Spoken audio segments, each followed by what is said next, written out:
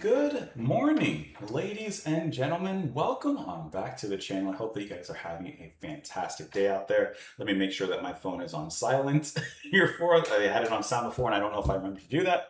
Welcome on back.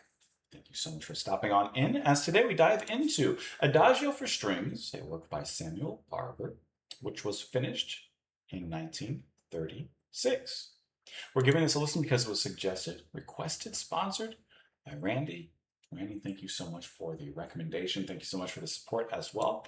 And then going through the comments, I also see that this had been recommended, or at least mentioned, by Bob Holtzman, Don Giovanni, 6796, KW Bennett, Nick Avenoso, Tanya Tank, Comrade Ogilvy, and the Monkey Medicine. So thank you guys so much as well. The name Samuel Barber looks familiar. I can't say if I've heard anything from him. I don't want to assume. It's possible because the name does look familiar, but I can't say that I've heard anything from him. So let's go ahead and give this a listen. This is going to be conducted by Leonard Bernstein. We'll discuss it a little bit after. Here we go.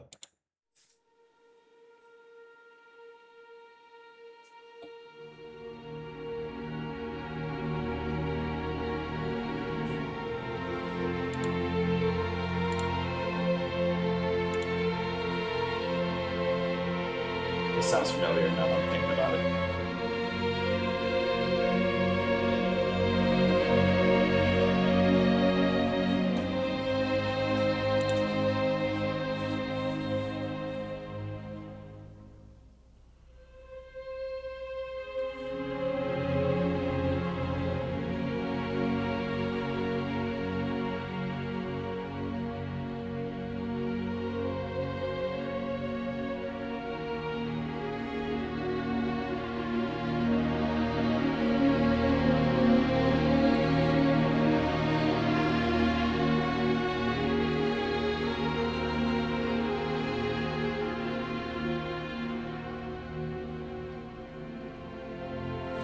The very beginning sounded kind of familiar, but that was the only thing so far.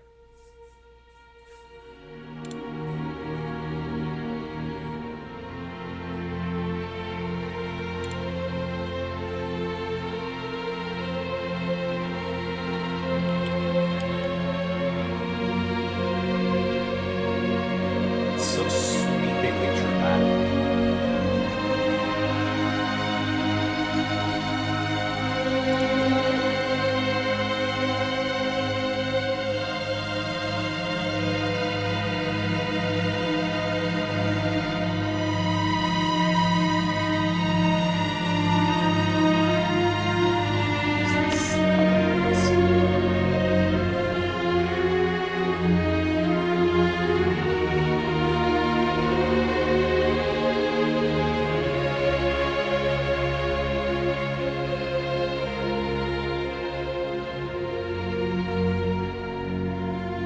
There's a bit of tension that's built in the first partial parts of those notes, and then it kind of releases into a relief.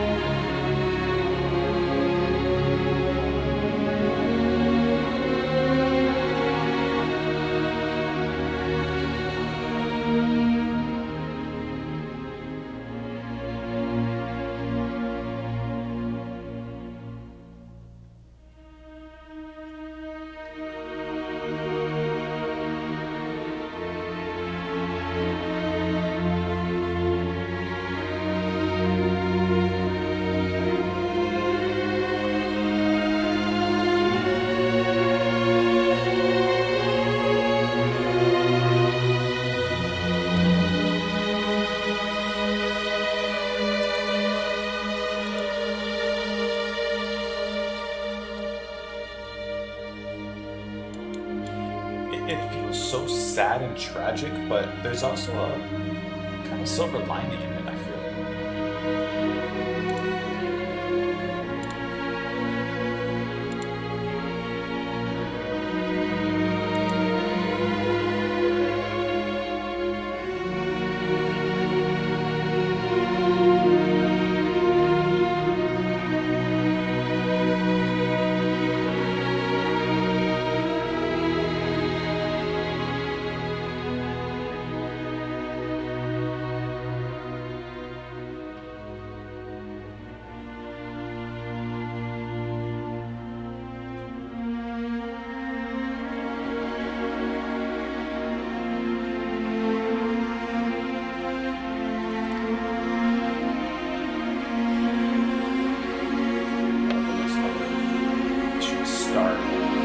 melody and it kind of brings it back into the fold.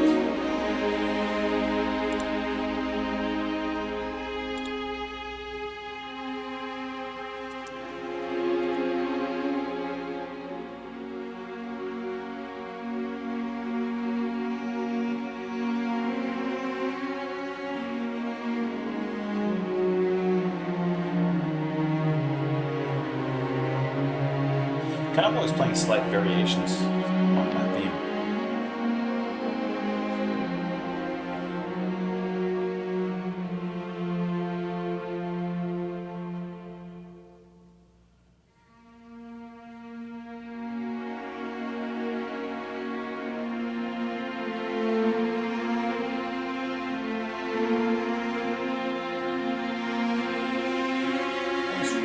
Rising back up.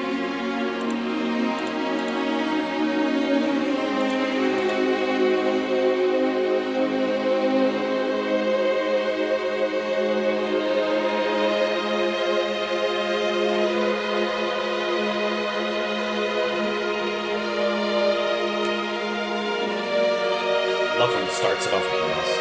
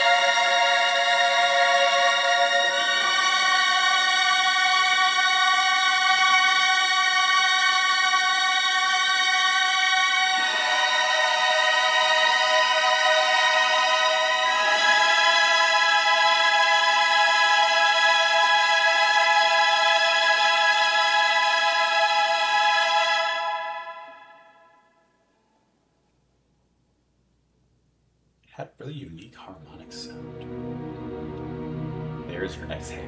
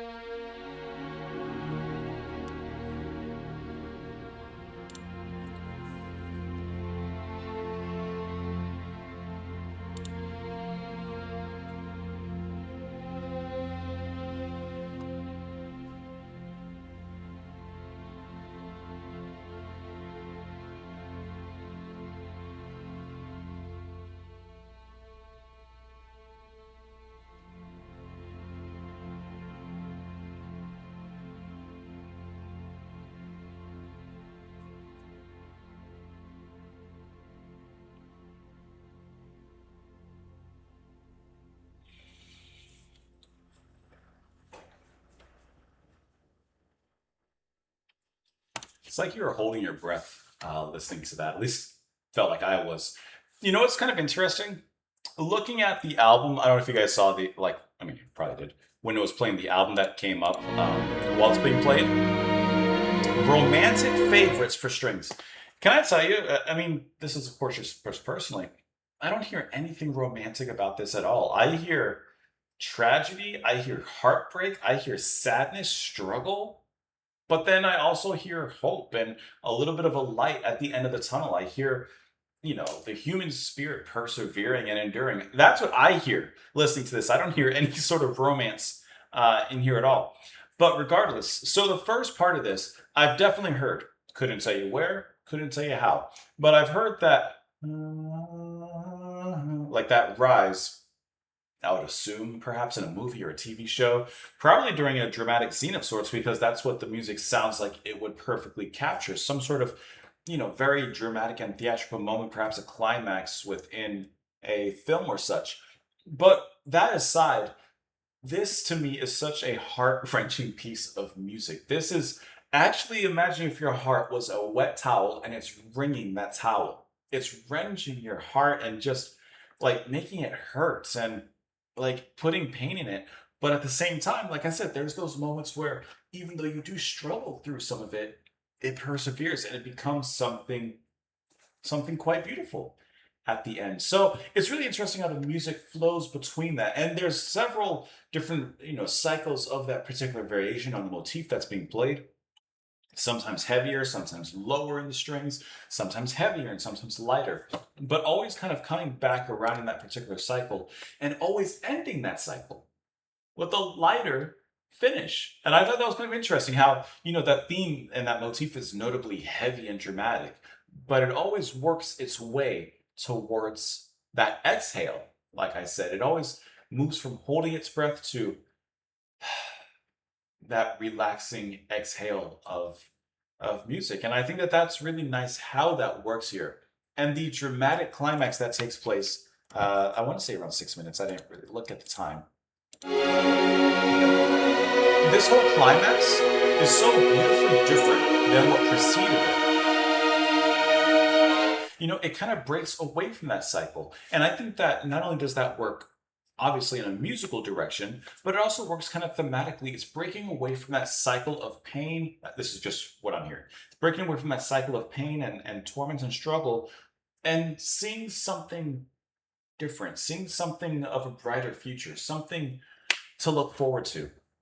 And then, of course, it reflects on that previous cycle as after that climax, after those held harmonic notes are sustained for a while, it comes back down into the washes and the ashes of the cycle that was playing before. Still never forgetting what happened, but now being able to move forward in a progressive kind of way. That's how I hear it. I know that it's a lot sometimes, and when I'm listening to music like this, my mind can't help but visualize and kind of contextualize it into sometimes a format that I can kind of acclimate myself to and understand a little bit more. And that's just how I see and how I hear this. Now, maybe you hear it in the romantic way. Maybe you see this completely differently. I would love to hear that, honestly, because I think that this could be interpreted in many different ways and heard in many different ways. He says Barber finished the arrangement in 36, the same year that he wrote the quartet. It was performed for the first time on November 5th, the 5th of November, remember, by Arturo Toscanini, conducting the NBC Symphony Orchestra in a radio broadcast. Its reception has generally been positive, with Morn writing that Adagio for strings is full of pathos and cathartic passion, and that it rarely leaves a dry eye. The music for the setting of Barber's 67 choral arrangement of Agnus Dei, or is the setting rather, it's been called America's semi-official music for mourning. It's been featured in many TV and movie soundtracks, and that's where I would imagine that I've heard it. It says that the Adagio for strings was originally the second movement of a string quartet, number 11, composed in 36 while he was spending a summer in Europe. Barber was inspired by Virgil's didactic poem, Georgics. In the quartet, the Adagio follows a violently contrasting first movement and is succeeded by a third movement that opens with a brief reprise of the music from the first. In 38, he sends an orchestrated version of the Adagio for strings to Toscanini. The conductor returned the score without comment, which annoyed Barber. Yeah, he'd want at least some sort of comment back or response. Toscanini sent word through Menotti that he was planning to perform the piece and had returned it simply because he had already memorized it. Show off.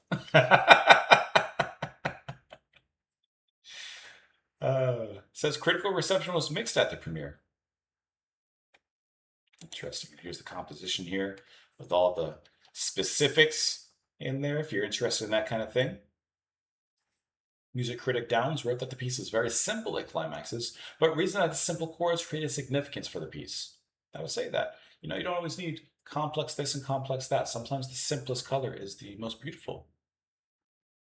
We have honest music by an honest musician, not striving for pretentious effect, not behaving as a writer who, having clear, short, popular word handy for its purpose, got the dictionary and fished out a long one.